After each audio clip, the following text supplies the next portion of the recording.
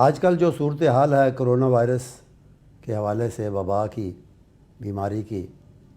جس نے ایک عالمگیر شکل اختیار کر لی ہے،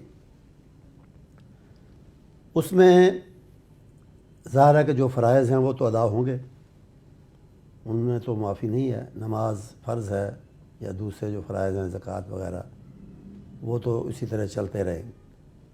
لیکن باجماعت نماز، مساجد میں حاضری، اس میں نرمی کی گنجائش موجود ہے اور وہ نرمی کی بھی گئی، اور میں سمجھتا ہوں کہ زیادہ تر علماء کرام نے، اہل مساجد نے، اہل مدارس نے، اہل دین نے ان پابندیوں کا جو اس حوالے سے لگی تھی احترام کیا بڑی حد تک۔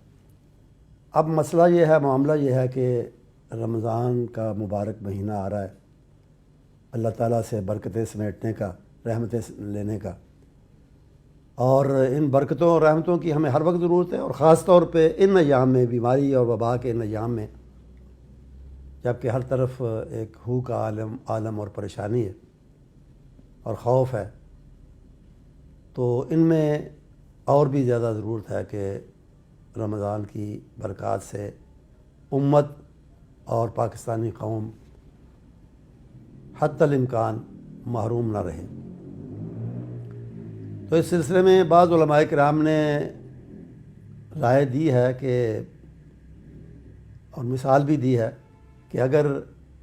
ان حالات میں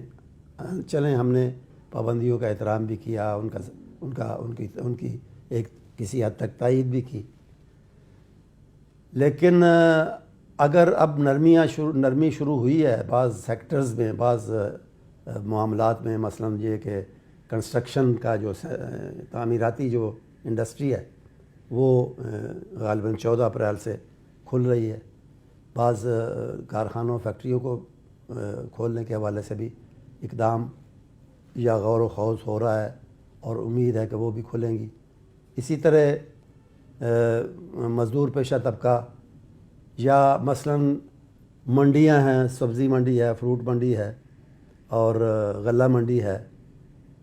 اس کو تو بند نہیں کیا جا سکتا۔ لوگ اگر وبا سے خدا نخواستہ مرتے ہیں تو، اور اس کا اندیشہ ہے، تو اس کے ساتھ یہ بھی تو دیکھنا ہے کہ وہ بھوک سے نہ مریں، اسی حوالے سے ان کے لیے بھی نرمی کی گئی ہے اور مزید کی جا رہی ہے۔ تو اس حوالے سے علماء کا نقطہ نظر یہ سامنے آیا ہے کہ رمضان کے حوالے سے بھی اصولی طور پہ جو ہوا، ہم نے بڑی حد تک اس کا ساتھ دیا، لیکن اب رمضان کی خصوصیات ہیں بعض، جن سے محروم رہنا، محروم ہونا بہت بڑی کوتاہی کی بات ہوگی اور بہت بڑی بد نصیبی کی بات ہوگی۔ اس میں تراویح کا سلسلہ فرض نہیں ہے، لیکن ایک بابرکت سلسلہ ہے، مسجدیں گونجتی ہیں اللہ کے کلام سے، پڑھنے والے کو بھی فائدہ، سننے والوں کو بھی فائدہ، اور اسی طرح